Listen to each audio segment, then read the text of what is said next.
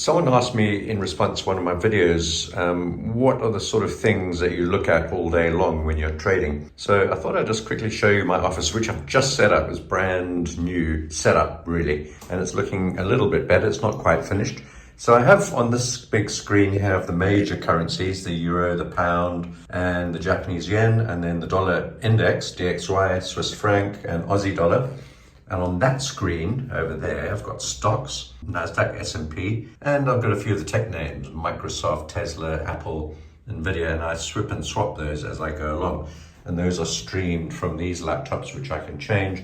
Over there, I've got the economic news, and in the background, I've got Trader TV Live, which I have on like the radio, and they day trade stocks, which I don't really do. And they've got their Halloween costumes on. So that's my office, and I've sort of got a surround sound or surround view of all the charts that I need to be watching. And of course I can change those up to commodities like natural gas and gold and oil, etc., by just switching the charts, because I use the TradingView chart setup. And then over here, I've got my bookshelf, which I'm busy populating with my stuff, which is all lying all over the show. And down there is Peanut. So while I'm doing this, I want to quickly talk about a few of these charts. So let's have a look. We're going to look at some of the Forex majors and Bitcoin and NASDAQ and S&P. And I'm also going to look at natural gas. So let's get into it right now. So one can't talk about the dollar and the dollar index and the way that affects other currencies and stocks without looking at the 10-year yield. Now, what we've got here on this day chart is this double top that we broke through. We got up through 5%. Drop back down again. We seem to be forming what looks like a descending triangle. So we can look at that on the 4-hour chart, and you see we've got a flat bottom, tried again recently in the last 4-hour rollover, rejected off there, but trying to move back down again, and a descending top. We're below the 20 and the 50 period moving averages, and the 200's down below us on the 4-hour. So kind of heading downwards so far, and we're still below 5%, which is all pretty good, and crucially below that twin top there, which I've talked about for some time. So if that does continue to move down, we should see some pressure on the dollar index and some support for things like the euro and the pound and the stock markets.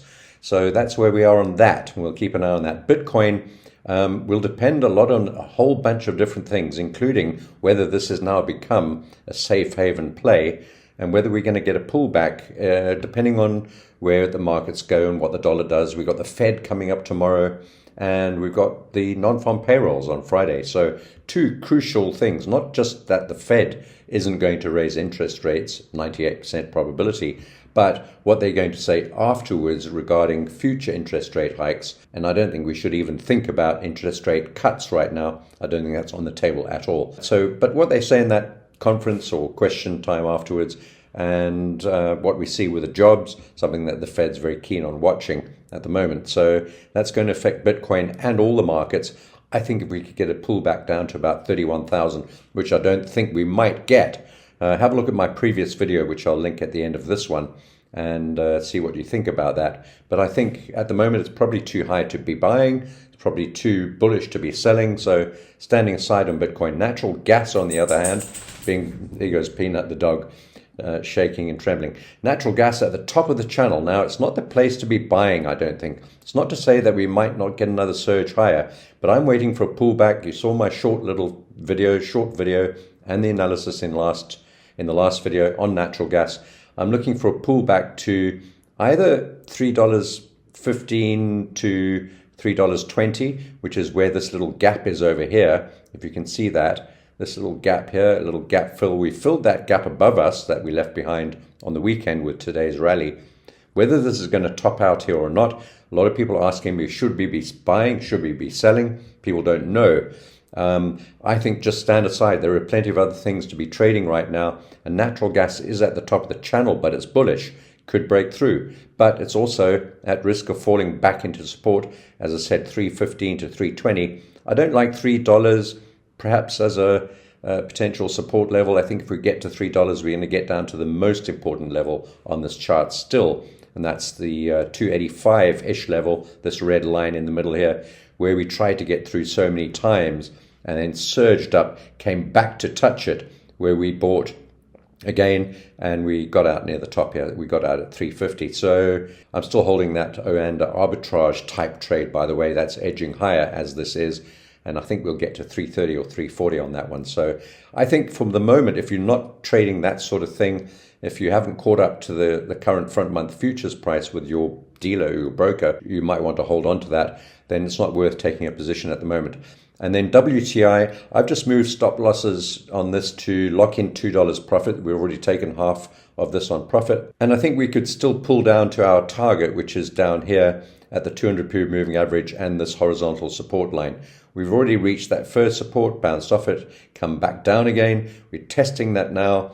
There is a report that OPEC has actually upped production and releasing more oil into the market, so that might have a negative effect. But then, of course, we've got the situation in Israel and the Gaza Strip and the whole Hamas-Palestinian-Israeli situation with surrounding areas and countries also looking in very, very closely at that. So a bit of pressure to the downside, but we saw the same thing on wheat. We thought wheat would sort of move down with the Ukraine crisis going on, and wheat is still continue to look weak. Today we moved down, bounced off that rising channel line. It's a very short-term, I'd call it a bear flag really, bounced off the bottom of that, but that's my direction for wheat. I think this sort of weekly chart will show it better, and I'm looking for a move down quite significantly down into perhaps around about the 500 cents per bushel level, which is a long way down below us. Don't know why my charts are not updating. Maybe they don't go back that far on Black Bull. I don't know.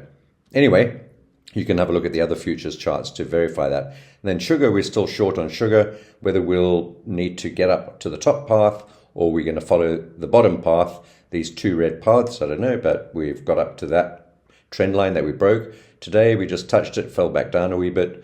Not going anywhere, just consolidating really. I think we may need to follow that path now. Our target eventually on sugar is 22 cents down here at this green line, 22 cents per pound on sugar. And we're now at 26.90. So yeah, it's still some way to go if we do manage to get moving down on that.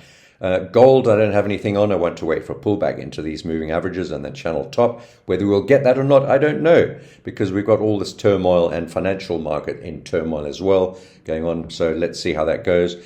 URA, we're long, doing quite well on that. We're long at $25 exactly. We're at 26.50 now, but we're also short on UEC. More or less where we are at the moment at the current price. It's a sort of a hedge. One of them will move up and the other one will probably go with it, or they'll both move down. I don't know. But I think UEC, if these are going to pull back, UEC will move down a little bit faster than URA. So maybe we'll get some benefit if they move down. But if this carries on looking strong and buoyant as it has, after clearing out a few longs, breaking through the top of the channel, coming back to the bottom of the channel, and we're holding on to our longs on that. So that's it. And then the stock markets, well, they dipped down a bit today, rushed back up again. So sort of trading sideways for now. I think Nasdaq's just about positive, slightly positive, yeah. And S&P also positive on the day. So those are looking quite good. We're long on both of those. And then I was looking at all of these names here, looking, quite well supported. But the interesting one is NVIDIA, with all the bad news about China and chip stocks and so on, and competition creeping in. And then there's sort of Taiwan was going to start or open a semiconductor plant in the US, which is being put on hold because of a labor shortage, apparently, which doesn't make any sense at all, I don't think. But look at this move down today, dipping down below this very, very crucial support at around about 400, the big round number, and spiking right down below it and right back up again. And that could be a bear trap, and we could see NVIDIA actually regaining and reclaiming some of these levels above us. I'm short on NVIDIA, but I've also got a hedged position on that. So I'm kind of leaning short, but I'm allowing for a bit of a move up. If we look at this on the 1 hour chart, you can see how stark this bounce has been. In fact, if we go to a 15-minute chart, for those of you who are day traders, you'll like the look of this. We've got a gap above us, probably need to close that gap. And so far, sharp move down, one 15-minute candle, and every candle since then has been bullish. This one right now is a little hesitant. We'll see how that goes. But if NVIDIA manages to have created a false break down below that 400 level, that very key level. Then we could be heading up on Nvidia and perhaps a few of the others. Apple looking quite strong. Tesla, well, that does its own thing. Microsoft looking quite firm as well after holding above all these moving averages. So we'll see how that goes. Now, the yen pairs. This is fascinating once again. Dollar yen. This is exactly what I explained in the last video, that I'm hopeful that this would continue to move down. But on the 4-hour chart, we bounced off the 200 period moving average, just like I thought we might. I did send out a warning in my private group that we could bounce here, and we did. And we've moved up, not only bounced, but rushed higher. We're forming another megaphone pattern, which means we need to get possibly to the top of this megaphone. That would take us up to 150, 180. When the Bank of Japan, their interest rate announcements, no adjustment this morning, and faffing around with their wording. Don't want to go into the sort of nuances of it here. There's no time for that, but really just creating a bit of chaos. And the market took that as a sign as, well, let's go for it. Let's get into this, because there's not much intervention going to happen, or not much resistance being provided by their rhetoric and their actions over in Japan. Ueda and Suzuki, San, plural. But we need to get to possibly to the top of this, which is now forming another megaphone. The top's about 150, 150 to 150, 180. So look for an opportunity to sell there. At some stage, they will come back in again and do what they've done multiple times, and that's these short, sharp interventions to try and force this down. And this move here, it's not only the travel of the move, or the length or the distance of the move, but it's also the ferocity of the move, the speed of the move, the volatility of the move that they don't like. And they certainly will not like the look of this. We've gone from 149 to 151 and some change. So quite dramatic. So that's, I'm still short on this. I'm allowing for a move up to 152, 153, possibly even higher. I've got very small positions on it now, and I'm willing to add a little bit more in at 150, 150 or 80, somewhere around there, and see how we go. But generally, whatever this one here does, the dollar yen is going to push the other ones along in the same direction. But having said that, let's go and have a look at the dollar index, which I've warned before as well, that we're actually just forming a flag here, a bullish flag. Well, a pennant, a rectangle really, not a pennant or a flag, more of a rectangle. So a rectangle sort of goes up and then goes sideways. That's what we've seen. We've got a flat top, roughly flat bottom, a little bit of a dip down below there. But that apex there is still a potential target. And if we do reach that apex at 107.70 on the dollar index, we're going to see the euro and the pound come down. We're probably going to see the stock markets come off. We're going to see dollar yen being supported by all of that. But if we do reach that apex, we're still under these two trend lines, interestingly. So we broke down through this green trend line, and this red trend line above us is just through those highs and lows there. So it's not the best trend line in the world by any means. It may go back a little bit further. Yes, it does. Actually, it's a fantastic trend line. I was wrong. I retract that completely. This is a really good trend line. Sorry, I got confused with something else. So it goes back all the way to 2021. We had multiple touch points there, a little bit there, and more recently over there, and again more recently over there. But if we do get up to this apex level here, we'll still be under that red trend line and under the green trend line if it doesn't get up there too quickly. So allow for that, which means further pressure on the euro and the pound. Now, looking at the euro and the pound today, they've already come off quite significantly. We're long on the euro, we're long on the pound, fair size positions, nothing huge. Just sort of edging and testing out these markets all the time, and a tiny little bit on dollar yen. It all depends on the dollar index. And of course, if we go back to this 10-year yield, we want to see this descending triangle play out. Now, it's got, I think, about a 70% probability of breaking to the downside, but there's still a very reasonable chance, 30% is a lot, of it breaking to the upside and carrying on. We've got this red line up above us, and we could get up all the way to there. Let's see where that comes from on a weekly chart. Pretty difficult to see, but it goes back a pretty long way, all the way down through there. It's not this one isn't the best trend line, but it found support there, a little bit of support there, breakdown, back test from underneath several times. So it's a long-term line which may or may not have any relevance whatsoever, but it is there.